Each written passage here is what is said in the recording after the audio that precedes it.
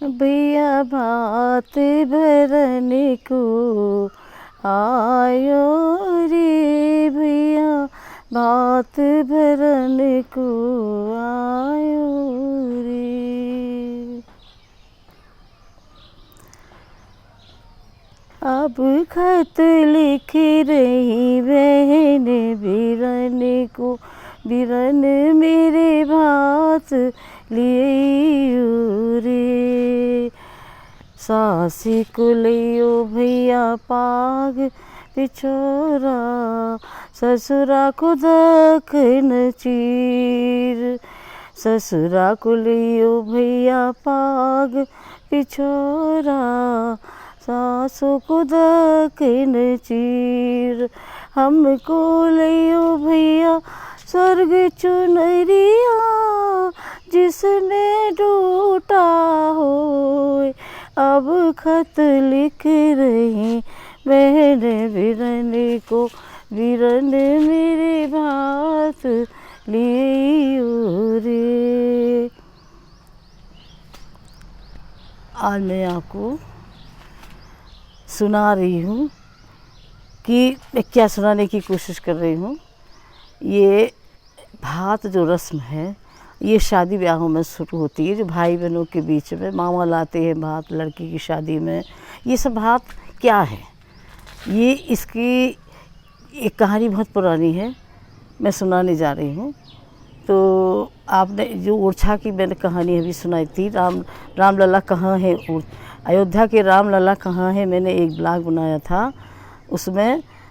तो उसी टाइम की 16वीं शताब्दी की ही एक और भी किस्सा है, ओरछा का ही है, जो बहुत प्रसिद्ध है।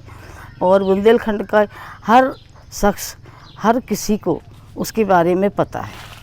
बुंदेलखंड का हर आदमी, बुंदेलखंड की किस्सा है ये, बुंदेलखंड का हर आदमी जानता है कि ये क्या है, तो किसका किस्सा है। तो मैं आपको सुनाने जा रही हूँ कि 16वीं शताब्दी में एक वीर सिंह जी देव के जो 8 पुत्र थे, उसमें सबसे बड़े थे जुझार सिंह जी।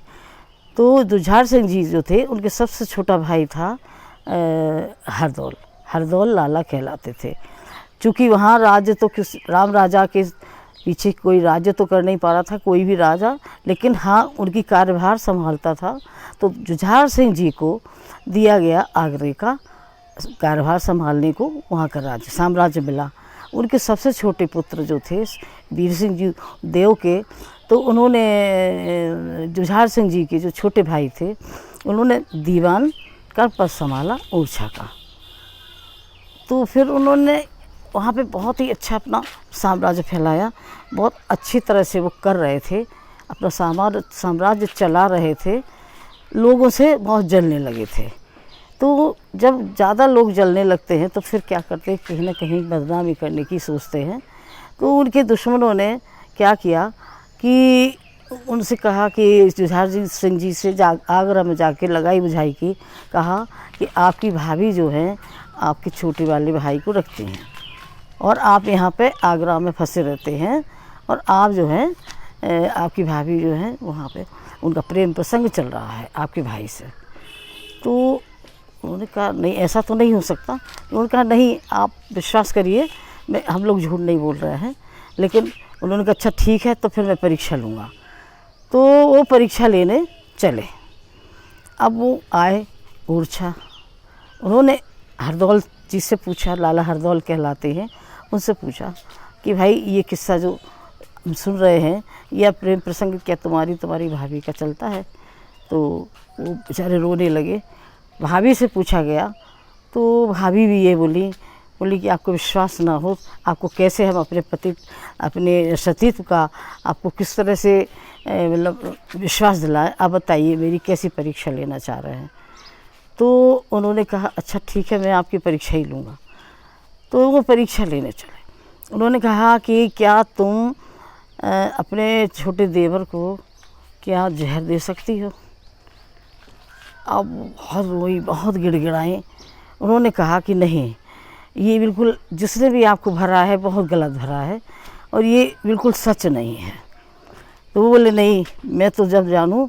जुझार सिंह जी बिल्कुल जिद्द आ गए, जिद में आ गए लोगों के भरने में, दुश्मनों के भरने में।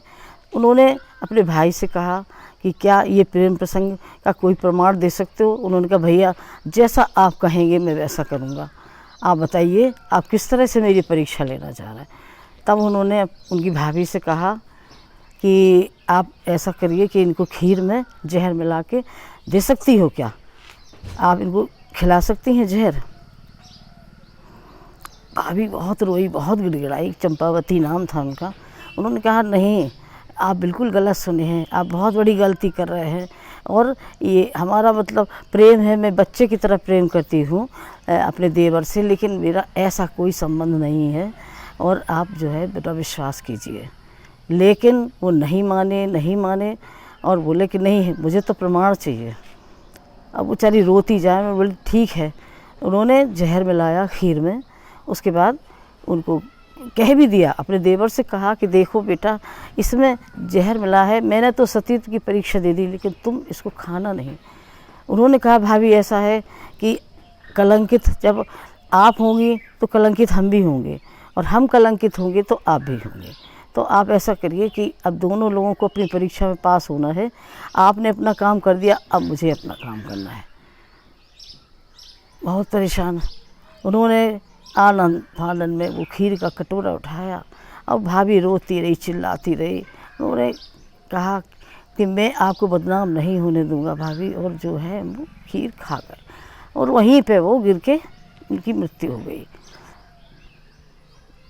क्या करते, फिर उनकी समाधि बनाई गई वहीं महल से, राम राजा का महल है, उनका जो राजा का महल है वहीं पे। सब ओरछा की कहानी है, ये मैं सुना रही हूँ, ओरछा का ही किस्सा है। तो उन्होंने कहा कि ऐसा करते हैं कि इनकी समाधि को महल से थोड़ी दूर पे बना दिया जाता है। थोड़ा सा चिढ़ तो वो रहे थे जुझार सिंह जी, तो उनको भर तो दिया गया था कि इनकी भाभी का और देवर का प्रेम प्रसंग चलता है, लेकिन फिर भी मतलब उनको विश्वास तो नहीं हो रहा था। लेकिन फिर भी वो कुंठा में आ गए, जब उन्होंने अपना प्रमाण दे दिया तो वो बहुत कुंठित हो गए। उसके बाद क्या होता है, समाधि उनकी बना दी जाती है वहाँ पे, और लोग बहुत खिन्न हो जाते हैं ओरछा के लोग, क्योंकि बहुत अच्छा राज्य चला रहे थे, वो दीवान थे। तो मतलब अब उसके बाद क्या होता है कि अब उनकी बहन की जो लड़की की शादी होती है, जो दतिया में ब्याही होती है, दतिया के राजा होते हैं, रणजीत सिंह नाम था उनका शायद, तो उनको ब्याही होती है, तो उनकी लड़की की शादी होती है।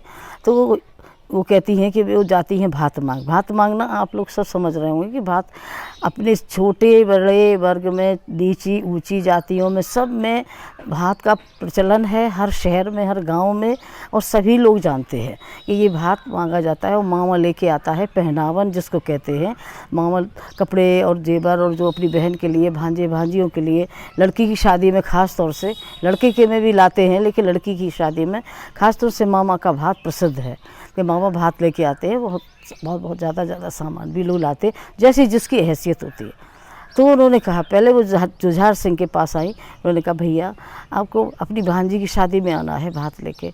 वो कुंठा में परेशान थे, कहने लगे कि गुस्से में बोले अपने चहेते भाई के से मांगो भात जाके, और वहीं जाइए आप, हम नहीं आएंगे आपके यहाँ।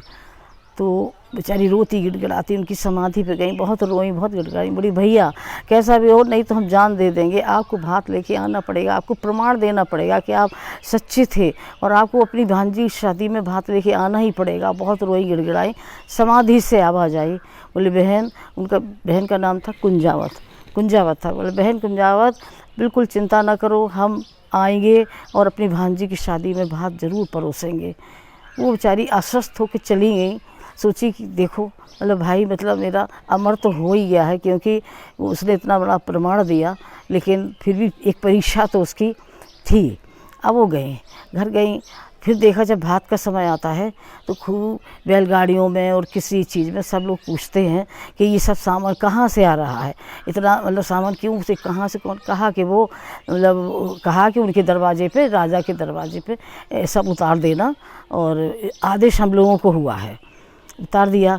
कुछ लोग शक करने लगते, कुंजावत पे भी शक करने लगते, उनके पतिदेव भी सोचते हैं कि मतलब उस भाई कलयुग के ज़माने में कि मतलब इतना भी सत्य है, लेकिन उन्हें विश्वास हो जाता, कुंजावत जो होती हैं, कि नहीं, ये मेरा भाई ही है जो आ रहा है। फिर क्या होता है, ये दूल्हा कहता है अच्छा इतनी सत्यता है तो मामा को बुलाइए, हमारे सामने आए, अपने सशरीर आए। तो वो एकदम से मतलब तो सुनते हैं तो फिर बेचारा मुँह मचल जाता है दूल्हा। तो कुंजावत कहती हैं कि भैया अब दूल्हा मचल रहा है और आप उसको एक झलक दिखाइए, किसी तरह से अपनी परीक्षा दीजिए। खंभे से आवाज़ आती है कि हाँ मैं आ गया हूँ बहन, मैं आ गया हूँ और मैं आ रहा हूँ, मैं आ गया हूँ। इतने में क्या होता है कि सूक्ष्म शरीर दिखाई तो देता नहीं है, लेकिन एक हाथ से घी परसते हुए चमचे में घी लेके कोई परस रहा है दूल्हे की थाली में। सब ने देखा।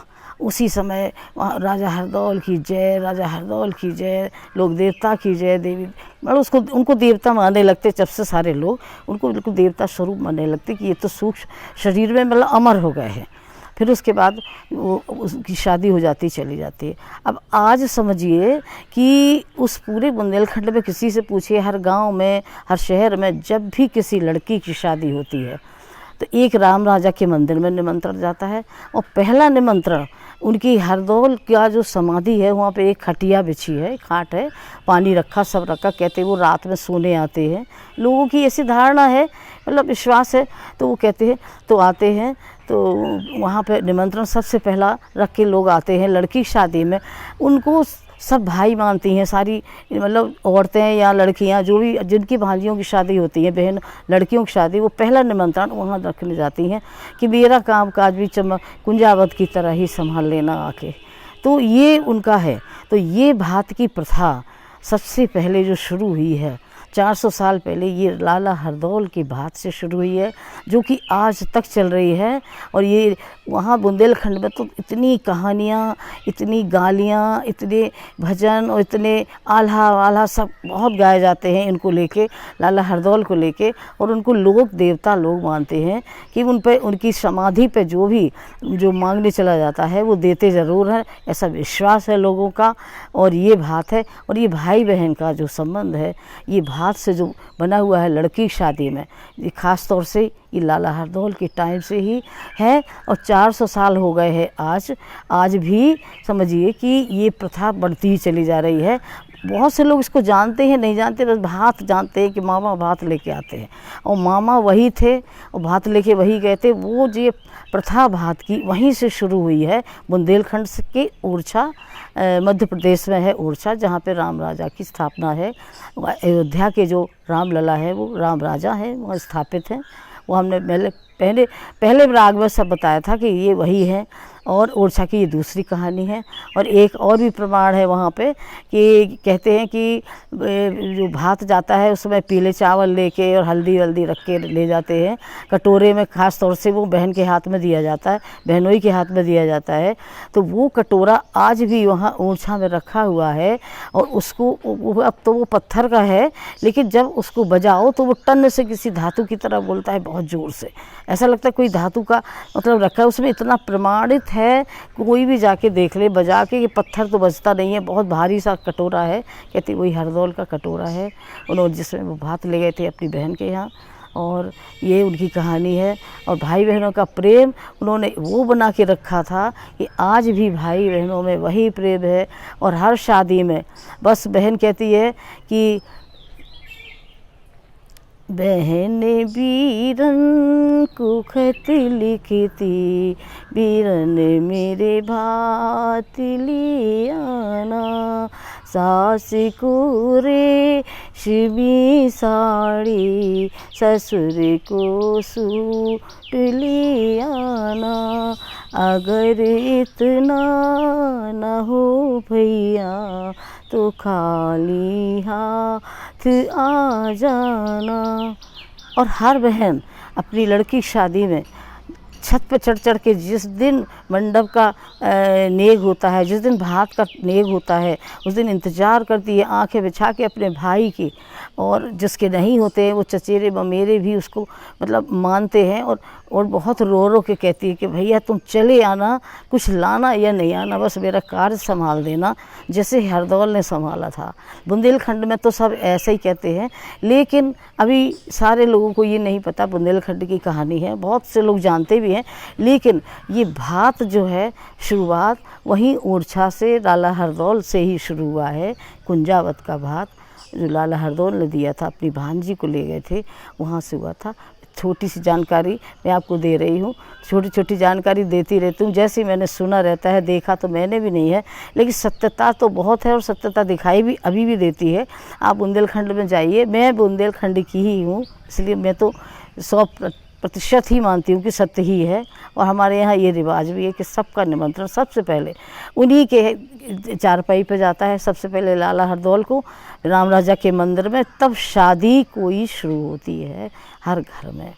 हाँ, तो दोस्तों आपको हमारा वीडियो यदि अच्छा लगा हो तो सब्सक्राइब अवश्य कीजिएगा, लाइक कमेंट शेयर अवश्य कर दीजिएगा, क्योंकि छोटी छोटी जानकारी मुझे है, सत्य हो भी सकती नहीं भी हो सकती। अब तो मैं आजकल गांव में हूँ और मैं अपनी छत पे से और अपने आंगन से मैं हरियाली में रह के ही सारे ब्लॉग बनाती हूँ। और थैंक यू।